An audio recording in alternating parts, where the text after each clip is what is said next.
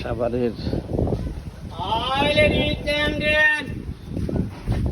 প্রচুর বাতাস, দেখতেছেন প্রচুর মেঘ।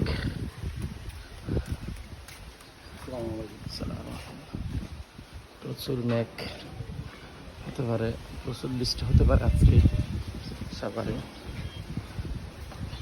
যে বৃষ্টির সময় রাসূল পাক সাল্লাল্লাহু আলাইহি ওয়াসাল্লাম একটি দোয়া বেশি বেশি পাঠ করতেন, সেটি আল্লাহুম্মা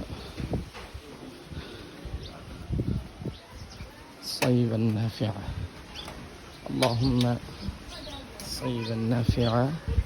এই দোয়াটি বেশি বেশি রাসূল পাক সাল্লাল্লাহু আলাইহি ওয়াসাল্লাম পাঠ করতেন।